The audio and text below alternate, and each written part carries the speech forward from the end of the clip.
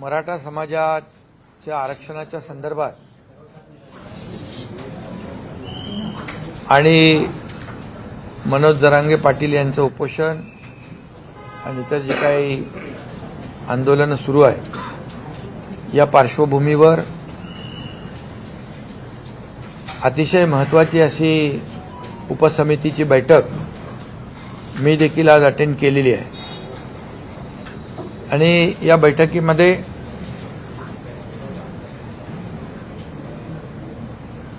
अतिशय तपशीलवार चर्चा त्या बैठकीत झाली। त्यामध्ये जस्टिस शिंदे साहेबांची जी कमिटी आपण गठीत केली होती जुन्या कुणबी नोंदी शोधण्यासाठी तपासण्यासाठी, त्या कमिटीने एक प्रथम अहवाल जो आहे तो आज आमच्याकडे सादर केलेला आहे। तो उद्या आम्ही कॅबिनेटमध्ये घेऊन तो स्वीकारून त्याचा पुढचं जे काही जी प्रक्रिया आहे ती आम्ही करणार आहोत।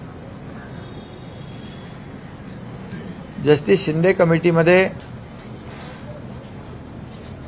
जवळपास 1,72,00,000 कागदपत्रांची केसेसची तपासणी झाली आणि त्यामध्ये 11,530 कुणबी नोंदी जुन्या नोंदी आढळून आलेल्या आहेत आणि त्यांनी संपूर्ण सविस्तर अहवाल देखील सादर केला आणि फार जुने रेकॉर्ड तपासले। त्याच्यामध्ये काही रेकॉर्ड्स उर्दूमधले, काही मोडी लिपीमध्ये देखील सापडले आणि पुढे देखील त्यांनी हैदराबादमध्ये जे जुने पुरावे नोंदी त्या कागदपत्रांसाठी विनंती केलेली आहे आणि त्याच्यामध्ये देखील त्यांचं म्हणणं आहे की आणखी काही नोंदी सापडतील म्हणून त्यांनी 2 महिन्याची आपल्याला सरकारकडे मुदत मागितली आणि काम तसं बघायला गेलं तर त्यांनी खूप चांगल्या प्रकारचं काम केलंय। म्हणजे अनेक पुरावे तपासले, 1, 2, 3 असे 15-16 पुरावे तपासले। अतिशय डिटेलमध्ये त्यांनी त्याच्यामध्ये काम केलेलं आहे आणि म्हणून सरकारने त्यांना 2 महिन्याची जी काही मुदत दिली की त्यांच्या कामाचा आवाका आणि त्यांच्या कामातून आलेलं आउटपुट जे आहे त्याचं प्रमाण मोठं आहे। तरीसुद्धा त्यांना आम्ही सांगितलेलं आहे, विनंती केली आहे की 2 महिन्याचा अवधी असला तरीसुद्धा लवकरात लवकर आपला रिपोर्ट सादर करा, अंतिम रिपोर्ट। पण हे जे 1,73,00,000 कागद तपासलेत, केसेस तपासल्यात आणि 11,530 याच्यामधून नोंदी सापडल्यात, ही देखील एक समाधानकारक बाब आहे आणि म्हणून त्यांना देखील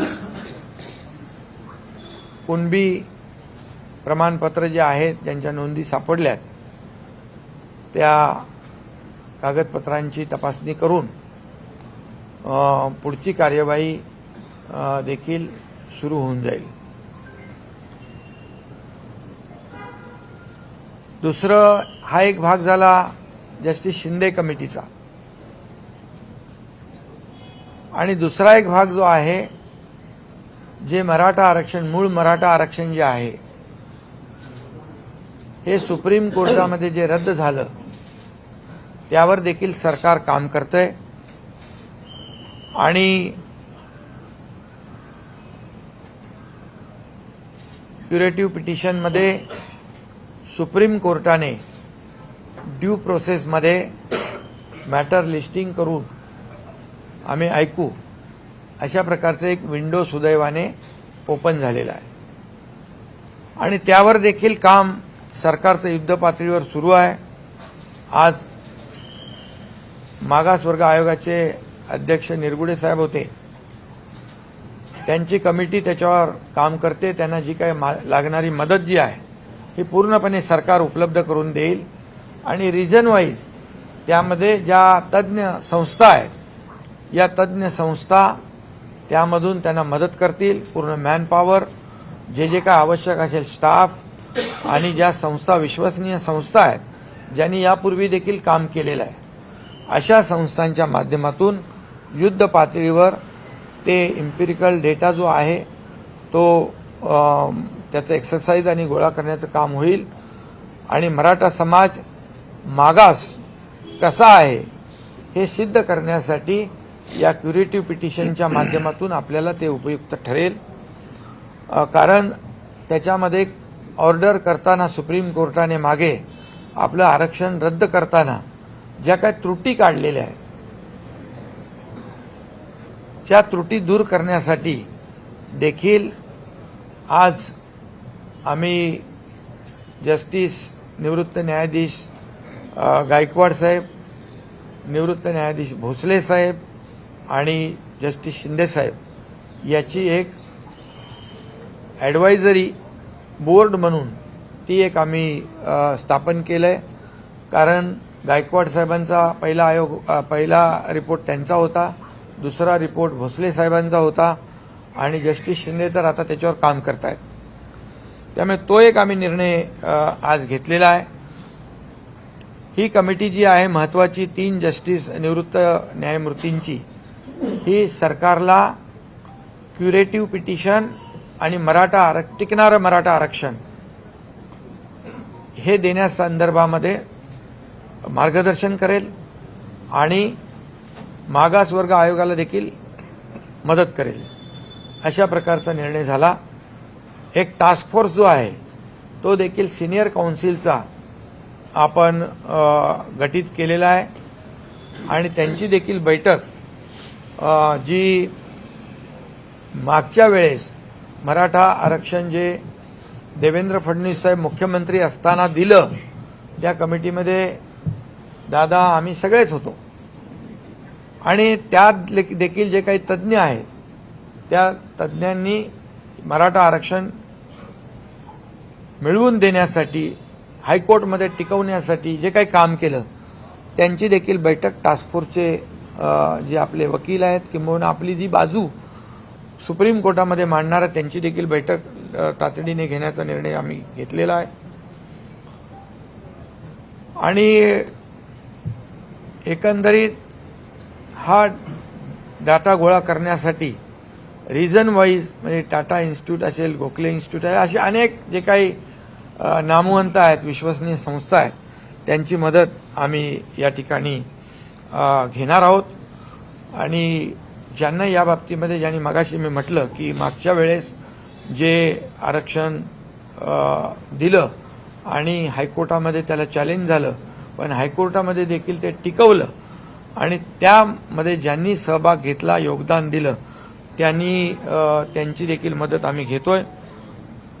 खरं म्हणजे हा मुद्दा फार जुना आहे, 1980 पासूनचा।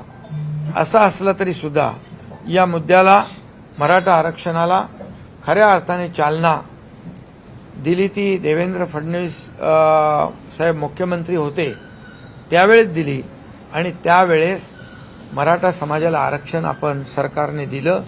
हायकोर्टामध्ये त्याला चॅलेंज झालं, ते टिकवण्याचं काम आपल्या सरकारने आणि या सर्व तज्ज्ञ लोकांनी केलं।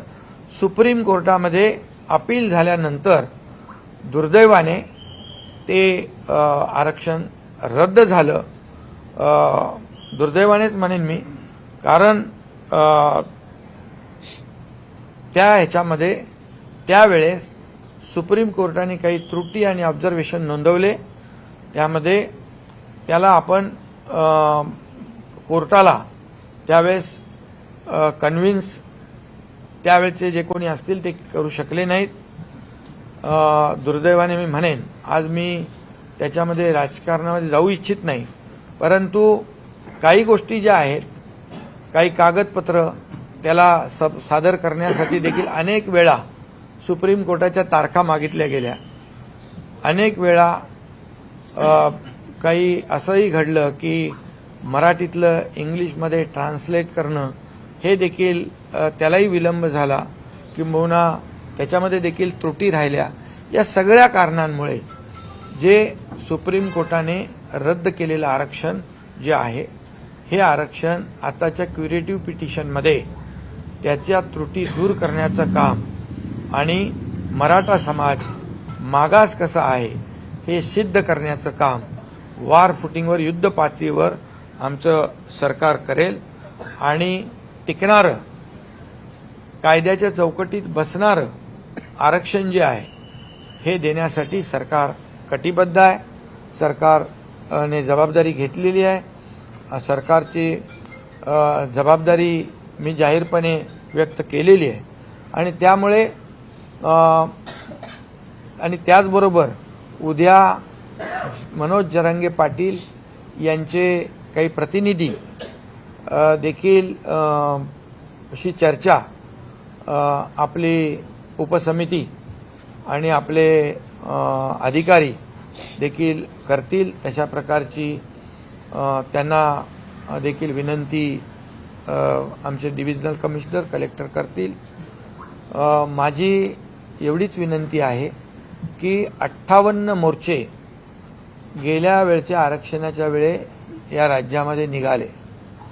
अतिशय शिस्तबद्ध पद्धतीने ते मोर्चे निघाले. त्या मोर्चाला कुठेही गालबोट लागलं नाही आणि त्यामुळे लाखांचे मोर्चे काढून देखील कुठेही न्यायव्यवस्था, राज्यातली शांतता, जी काही कायदा सुव्यवस्था जी आहे ती धोक्यात आली नाही. परंतु दुर्दैवाने आज काही ठिकाणी मराठा समाज शिस्तप्रिय आहे, शांत आहे, हे त्यांनी दाखवून दिलं मागच्या आरक्षण मिळण्यापूर्वी. परंतु काही लोक आज जे काय कायदा सुव्यवस्था, जाळपोळ हे जे काही सुरू आहे, मला वाटतं मराठा समाजाने अगदी सजग होऊन याकडे पाहिलं पाहिजे. कारण हे गालबोट लागल्यामुळे आज कायदा सुव्यवस्था निर्माण झालेली आहे. त्याचबरोबर मराठा समाज जे बांधव आहेत त्यांना देखील माझी विनंती आहे, मी जाहीरपणे देखील विनंती त्यांना केली आहे, तुमच्या माध्यमातून देखील करतो की टोकाचं पाऊल आपण उचलू नका, आत्महत्येसारखं पाऊल उचलू नका. आपल्या मुलाबाळांचं, आईवडिलांच्या परिवाराचा विचार करा, त्यांना वाऱ्यावर सोडू नका.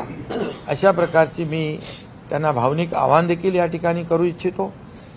आणि कारण मराठा आरक्षण देण्यासंदर्भात जे 1980 पासूनचा प्रश्न असताना देण्याची तत्परता मुख्यमंत्री देवेंद्र फडणवीस साहेब जेव्हा होते त्यावेळेस दिलं, हायकोर्टात देखील टिकवलं. दुर्दैवाने सुप्रीम कोर्टामध्ये ते टिकवू शकले नाहीत. ही वस्तुस्थिती आहे, हे कटू सत्य आहे. आम्ही देणारे आहोत आणि प्रामाणिकपणे मराठा समाजाला आरक्षण 2 टप्प्यामध्ये आपण, एक कुणबी जे जस्टिस शिंदेंचं काम, दुसरं क्युरेटिव्ह पिटिशनच्या माध्यमातून सुप्रीम कोर्टाचं काम आम्ही प्रामाणिकपणे करतोय. आम्ही कुठल्याही परिस्थितीमध्ये कुणालाही आम्ही फसवू शकणार नाही, फसवणार नाही, फसवू इच्छित नाही. म्हणून जी मागणी जी आहे ती मागणी देखील कायदेशीर असली पाहिजे, नियमामध्ये बसणारी असली पाहिजे आणि ती टिकणारी असली पाहिजे. नाहीतर आज आम्ही सरकारने निर्णय घ्यायचा आणि उद्या तो फेटाळायचा. समाजाला एक प्रकारे सरकारने फसवलं अशी भावना सरकारमध्ये, जनतेमध्ये, मराठा समाजामध्ये आम्ही जाऊ देणार नाही.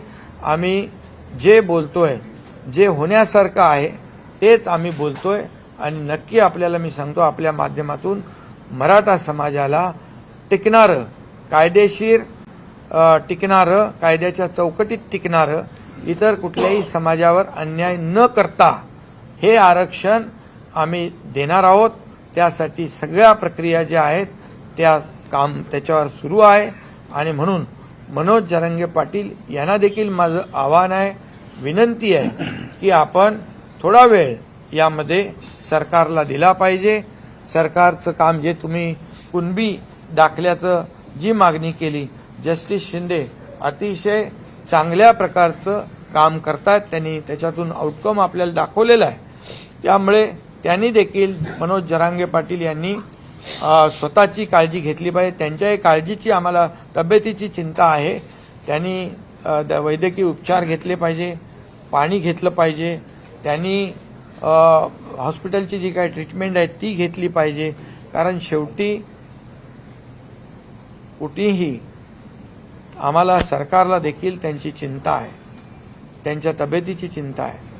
त्यांनी जो काही मागास मराठा समाजासाठी जो लढा उभारलेला आहे, सरकारने तो गांभीर्याने घेतलेला आहे.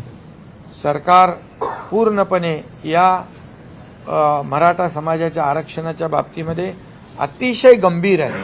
आणि म्हणून आज सर्व लोकांची एक महत्त्वाची बैठक आम्ही या ठिकाणी बोलावलेली आहे. आणि त्यामध्ये पूर्णपणे आपल्याला सुदैवाने की 2 मार्गाने आपण या मराठा समाजाला न्याय देण्याचा निर्णय घेतला आहे. जुन्या कुणबी नोंदी आणि क्युरेटिव्ह पिटिशनच्या माध्यमातून रद्द झालेलं आरक्षण हे देण्यासंदर्भात अतिशय युद्ध पातळीवर काम सुरू आहे. पण आपण झटकन हा निर्णय घ्या किंवा हा निर्णय घेऊ नका असं आपण करू शकत नाही. कारण जो निर्णय सरकार घेईल तो टिकाऊ असला पाहिजे, टिकणारा असला पाहिजे, कायद्याच्या चौकटीमध्ये बसणारा असला पाहिजे आणि त्याचे फायदे जे आहेत हे कायमस्वरूपी मराठा समाजाला मिळाले पाहिजे. अशा प्रकारची आमची भूमिका आहे. आणि त्याचबरोबर आज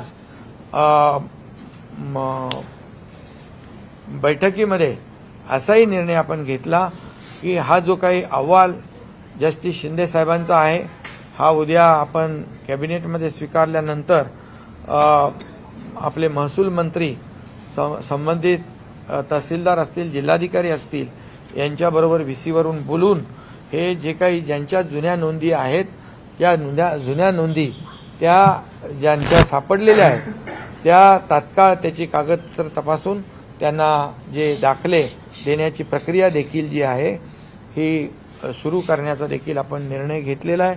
आणि हा निर्णय आज आपण नव्याने घेत नाही. हा निर्णय 2004, 2007 आणि 1967चा आहे.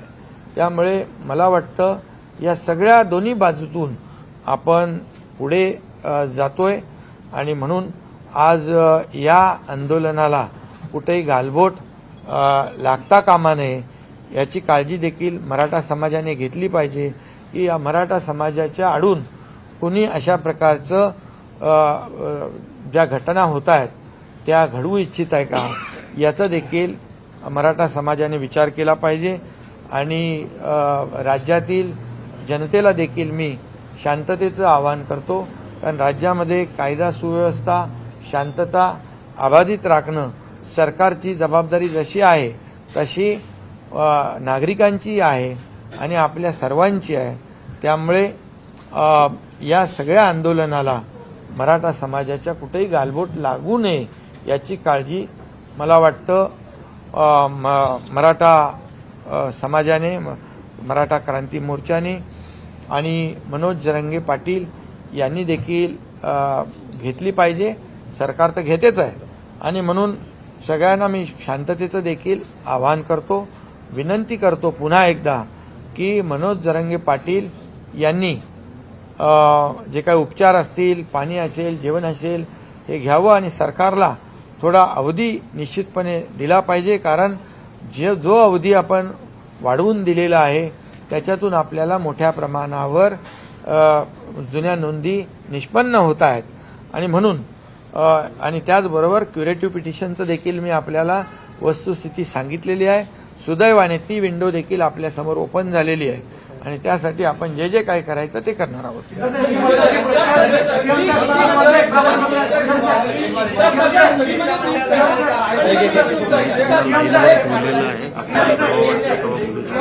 कुणाला चर्चेसाठी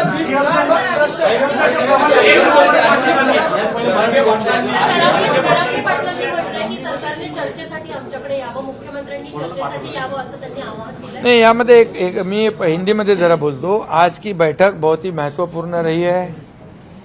मराठा आरक्षण के बारे में सभी हमारी उप समिति की बैठक थी, उप समिति के सभी मेंबर थे और सभी अधिकारी थे, एजी थे और जो मागास वर्ग आयोग है उसके निरगुड़े जी थे, जस्टिस शिंदे जी थे और सभी लोग आज बड़े पैमाने पर चर्चा हुई है, सब पॉजिटिव चर्चा हुई है और इसमें जस्टिस शिंदे सर की जो कमेटी है उन्होंने प्रथम रिपोर्ट जो है सादर किया हुआ है। कल हम कैबिनेट में रखेंगे और उसके ऊपर हमारे महसूल मंत्री जी आगे के जो कार्रवाई के निर्देश है अपने लोगों को देंगे महसूल विभाग के।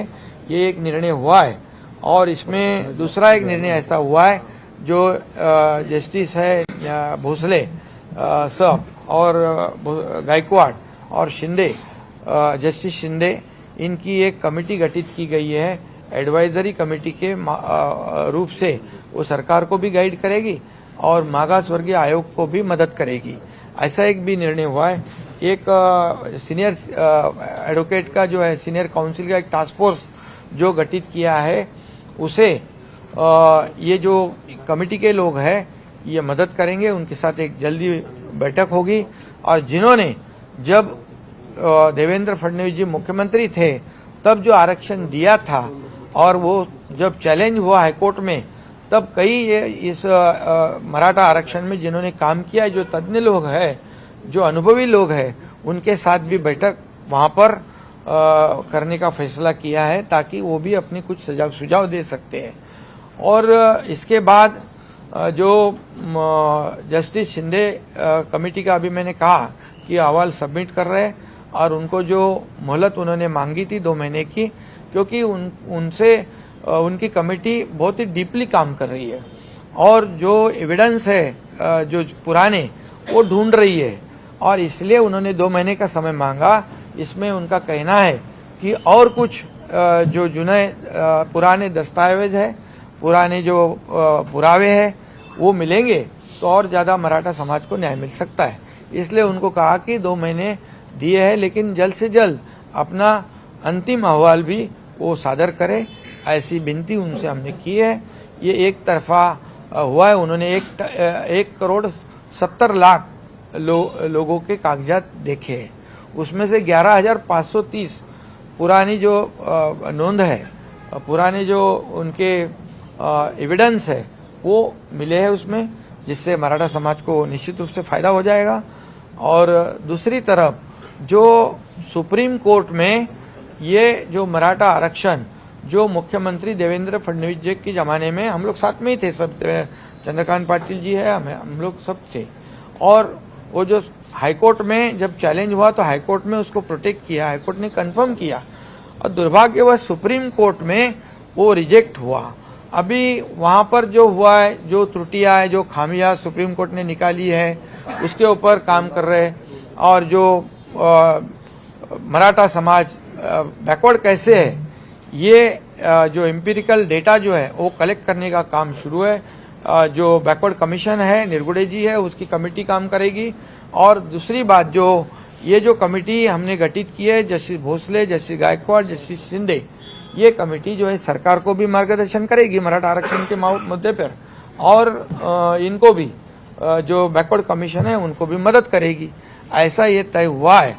और निश्चित रूप से मैं ये कहूँगा कि जो सुप्रीम कोर्ट में जो आरक्षण रिजेक्ट हुआ है इसके भी कई कारण हैं, लेकिन आज मैं इस राजनीतिक मुद्दे को दोहराना नहीं चाहता हूं, लेकिन वो पिछले सरकार का फेल्यूर है इतना तो मैं जरूर कहूंगा। और वहां पर जो त्रुटियां खामियां है वो जो है उसको कैसे करेक्ट किया जाए, इसके लिए क्यूरेटिव पिटीशन में जब हमें सुप्रीम कोर्ट मौका देगा तो वो जो एविडेंस है, जो मराठा समाज कैसे सोशली और एजुकेशनली बैकवर्ड है, ये साबित करने का काम हमारी ये तज्ञ जो सीनियर काउंसिल है और ये बाकी लोग जो हैं अभी जो मैंने नाम लिए हैं वो मदद करेगी। और मैं इतना विश्वास के साथ कह रहा हूँ, दावे के साथ कह रहा हूँ कि जो मराठा आरक्षण जो है समाज को देना है वो नियम के अनुसार जो टिकने वाला, जो कानून के दायरे में बैठने वाला ये आरक्षण देना, ये सरकार इसके लिए कटिबद्ध है, ये हमारी जिम्मेदारी है, उसके ऊपर हम काम कर रहे हैं। ये मैंने पहले भी कहा है और आज भी कह रहा हूँ सरकार के माध्यम से कि सरकार पूरी तरह इस मराठा समाज को आरक्षण देने में पूरी तरह गंभीरता से काम कर रही है। इसलिए मेरा अनुरोध है, जो मनोज जरांगे पाटिल और उनकी जो टीम है उससे भी अनुरोध है कि हमें भी उनके तबीयत की, उनके आरोग्य की चिंता है। उन्होंने ये जो अनशन है इसे हमें सरकार को थोड़ा समय देना चाहिए। सरकार को अगर समय देते हैं तो निश्चित रूप से इसमें से बहुत ही बड़ा एक निर्णय लोगों को मिल सकता है, ऐसी उम्मीद हमने रखी है। और आज राज्य में जो लॉ एंड ऑर्डर की सिचुएशन, जो दुर्दैवी घटनाएं घट रही है, इसे भी रोकने की आवश्यकता है। मराठा समाज के पिछले जब मोर्चे निकले थे, पिछले समय जब आरक्षण दिया था तो 58 मोर्चे निकले थे, लाखों लोग रास्ते पे आए थे, लेकिन बहुत ही डिसिप्लिन देखा गया और उसमें पूरे देश ने उसकी नोंद ली और पूरे देश ने एक महसूस किया कि मराठा समाज एक शिस्तबद्ध पद्धति से एक शिस्तप्रिय समाज है। ये लॉ एंड ऑर्डर को भी बनाए रखने में बहुत ही मदद करने वाला है, ऐसा अनुभव है। और इसलिए अभी जो कुछ घटनाएं हो रही है इसका भी विचार मराठा समाज के लोगों ने करना चाहिए, क्योंकि ये इसके वजह से आंदोलन को क्या कहते हैं, एक दूसरी दिशा में ये आंदोलन जा रहा है। इसलिए मैं इतना ही कहूँगा कि ये सभी लोगों ने सोचने की आवश्यकता है।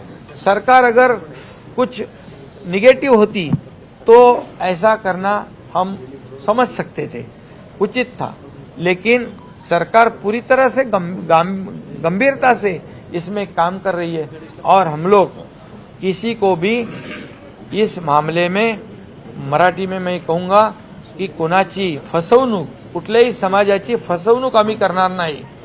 म्हणजे वेळेवर वेळ काढूपणा बिलकुल आम्ही करणार नाही। जे देणार ते टिकाऊ आणि नियमात बसणार आम्ही देणार आहोत।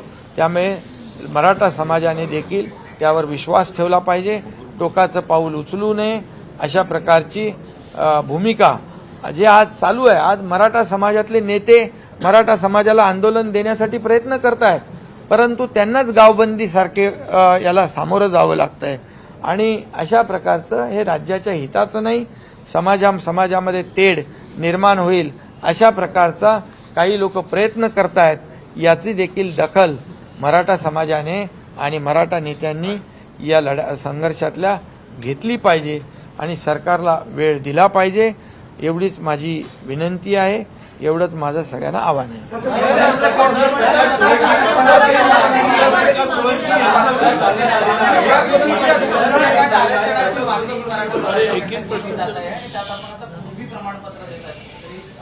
नाही, हे बघा, ज्यांना हे कुणबी प्रमाणपत्र देण्याचं ज्यांच्या जुन्या नोंदी आहेत हे 67 पासून सुरू आहे। 2004ला त्याचा GR पण निघालाय, पुन्हा GR निघालेले आहे। तर हे पूर्वीपासून 67 पासून तो नियम झालेला आहे। नवीन नियम तो किंवा नवीन निर्णय आपण घेतला नाही। या मराठवाड्यातल्या लोकांना कुणबी दाखला पाहिजे आणि तो मिळायला अडचण होती, म्हणून ती आपण कमिटी नेमली आणि ती कमिटी चांगलं काम करते। आणि मेन जो आहे मराठा आरक्षण, या मराठा आरक्षण देण्याबद्दल तर मी बोललेलो आहे। मराठा आरक्षण देण्याबद्दल जे रद्द सुप्रीम कोर्टात झालंय ते आपण क्युरेटिव्ह पिटिशनच्या माध्यमातून आपण त्याच्यावर काम करून मराठा समाज मागास कसा आहे हे पूर्णपणे पुरू करण्याचं काम सरकार करेल।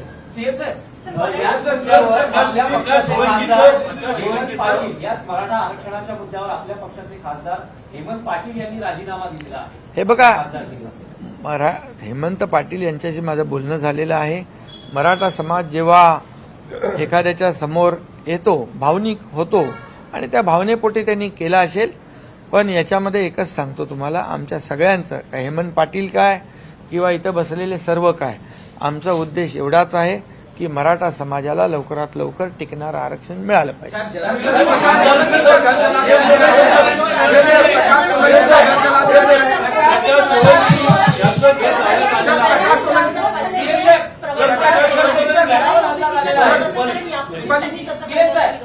हे बघा, हा कुणबी प्रमाणपत्र देण्याचा निर्णय आत्ता आपण घेतलेला नाही, हा 1967 पासून आहे.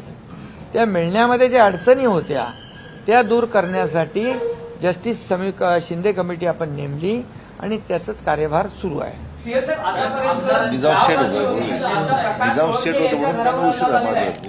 आणि ते मराठवाडा माहित आहे, निजामशाही होती तिकडे आणि त्यामुळे त्या पुरा मराठवाड्याचे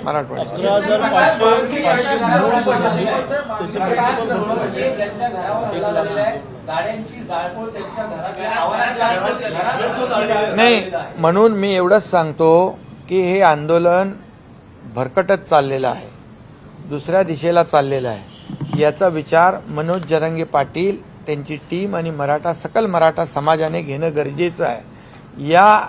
या आंदोलनामध्ये किंबहुना या मराठा समाजाला आरक्षण मिळवून देण्याच्या ज्या प्रक्रियेमध्ये जे नेते आहेत त्यांनाही देखील विचार करण्याची वेळ आहे की हे आंदोलन जे हिंसक का होत आहे, कारण याच्या मागे कोण आहे आणि हे आत्महत्येचं प्रमाण, आत्महत्या का होत आहेत याच्या मागे कोण आहे, याचा विचार मराठा समाजातल्या नेत्यांनी केला पाहिजे. आणि अशा प्रकारची गावबंदी, जे नेते या मराठा समाजाला आरक्षण मिळालं पाहिजे अशा भावनेतून काम करतायत, त्यांनाच जर आपण गावबंदी करू लागलो, आपापसामध्ये जर याच्यामध्ये मतभेद होऊ लागले, आपापसात संघर्ष होऊ लागला तर याला गालबोट लागेल. आणि मराठा समाजाची जी सहानुभूती आहे, मराठा समाजाबद्दल जे एक शिस्तीचं, एक जगाने देशाने सगळं पाहिलेलं आहे, त्याला गालबोट लागेल. आणि जी सहानुभूती आज मराठा समाजाच्या पाठीशी आहे, अशा प्रकारामुळे लोकांच्या मनामध्ये एक वेगळा म्हणजे त्याच्यामध्ये निर्णय म्हणजे एक सहानुभूती देखील कमी होऊ शकते. आणि म्हणून या मराठा समाजाचे जे मोर्चे निघाले, जी आंदोलनं झाली आतापर्यंत शांततेने झालेली आहेत, आता याला गालबोट लावण्याचं काम हे कोण करतंय याचा विचार देखील आंदोलनकर्त्यांनी केला पाहिजे.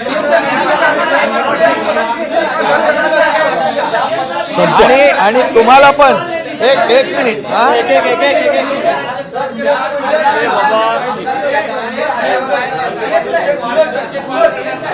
काय करणार ऐका, एक पहिली गोष्ट तुम्हालाही सांगतो, मी मीडियालाही सांगतो, मी सगळ्या, तुम्ही लोकशाहीचा चौथा स्तंभ मानता ना स्वतःला, लोकशाहीचे चौथे स्तंभ आहात तुम्ही.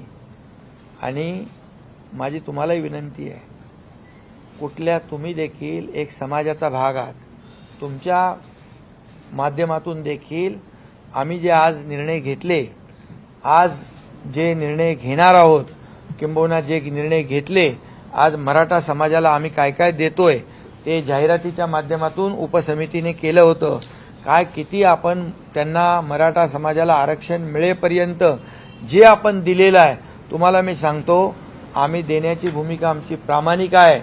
मी मुख्यमंत्री झाल्यानंतर जवळपास 4000 लोकांना, अधिसंख्य पदांच्या लोकांना जे सुप्रीम कोर्टाने आरक्षण रद्द केल्यानंतर मधल्या ज्या पिरियडमध्ये ज्यांच्या सिलेक्शन झालं होतं, अपॉइंटमेंट मिळाली नव्हती, त्यांना नोकऱ्या देण्याचं धाडस या एकनाथ शिंदेने केलं. तेव्हा सगळे घाबरत होते, असं होईल तसं होईल, पण ते आज नोकऱ्या करतायत. त्याचबरोबर सारथी, बार्टी, अण्णासाहेब पाटील आर्थिक विकास महामंडळ या माध्यमातून देखील आज जवळपास 67,000 तरुणांना अण्णासाहेब पाटील आर्थिक विकास महामंडळाच्या माध्यमातून 5,800 कोटीचं कर्ज वाटप झालंय. त्याचं व्याज आम्ही सरकार भरतोय.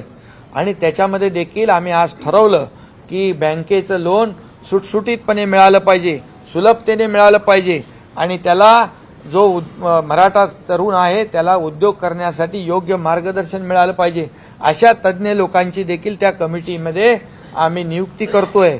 सारथीमध्ये देखील IAS, IPS, MPSC खूप मोठ्या प्रमाणावर मुलं त्याचा फायदा घेत आहेत. आणखी त्याच्यामध्ये जॉब ओरिएंटेड कोर्सेस देखील आम्ही त्याच्यामध्ये टाकलेले आहेत आणि त्याची संख्या जी आहे ती संख्या देखील समान सगळ्यांना केलेली आहे.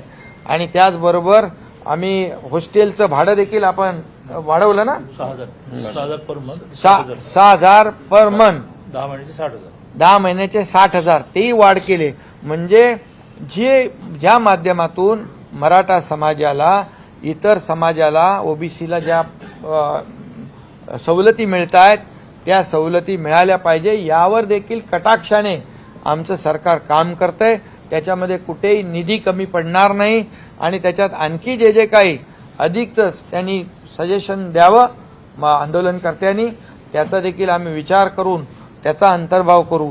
म्हणजे मराठा समाजाला आरक्षण मिळेपर्यंत हक्काचं हे देखील आम्ही त्याच्यावर देखील प्रभावीपणे अंमलबजावणी करतोय. जे फायदे जे आहेत त्याच्यात आणखी काय करता येईल तेही आम्ही करू. पण तुम्हाला देखील माझी विनंती आहे की समाजामध्ये काही अशा घटना घडतात त्याला आपण देखील माध्यमाच्या माध्यमातून किती वेळा प्रसिद्धी द्यायची. शेवटी राज्यामध्ये शांतता सुव्यवस्था राखण्याची जबाबदारी सरकारची जशी आहे, नागरिकांची जशी आहे तशी तुमच्या मीडियाची पण आहे. तुमच्या मीडियानी पण याची दखल घेतली पाहिजे. तुम्ही ज्या माध्यमातून लोक शांततेचा मार्ग स्वीकारतील अशा प्रकारच्या देखील बातम्या तुम्ही आणि ही वस्तुस्थिती तुम्ही लोकांसमोर मांडली पाहिजे. आम्ही खोटं बोलणार नाही, खोटं काम करणार नाही, लोकांना बिलकुल फसवणार नाही. जे आम्ही करू ते एकदम फुलप्रूफ करू, टिकणारं करू आणि कायद्याच्या चौकटीमध्ये बसणारं करू हा विश्वास आम्हाला आहे. आणि या विश्वासाच्या जोरावरच आम्ही जाहीरपणे सांगितलेलं आहे आणि सरकार पूर्णपणे आज या मराठा समाजाच्या आरक्षण देण्याच्या पाठीशी आहे. काही इतर समाजाला कुठलंही धग न लागता, इतर समाजावर अन्याय न करता हे शक्य आहे आणि म्हणून ते आम्ही बोलतोय. त्यामुळे तुम्ही देखील मी बोललो त्याचा अर्थ वेगळा काढू नका, परंतु या राज्यात शांतता सुव्यवस्था राखेल.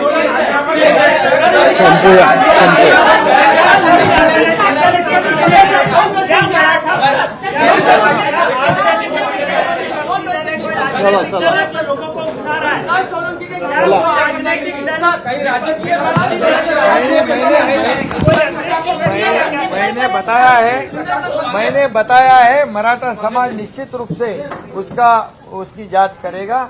उसको नक्की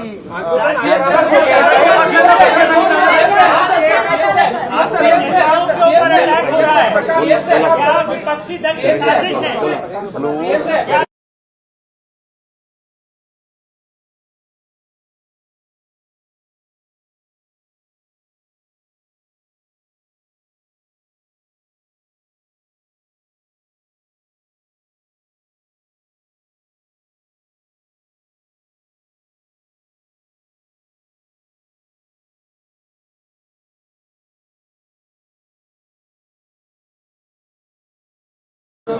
आपके नेताओं के घर जलाए जा रहे हैं, आंदोलन उग्र हो रहा है, क्या विपक्षी दल की साजिश है? हिंदी में बोल. पुण्यात घर घ्यायचंय मग वाट कसली बघताय? बढेकर ग्रुप तुमच्यासाठी घेऊन आलेत शहराच्या मध्यभागी वसलेली प्रशस्त आणि आधुनिक सोयीसुविधांनी परिपूर्ण घरं. बढेकर ग्रुप, प्रेमाच्या माणसांना विश्वासानं जपणारी घरं.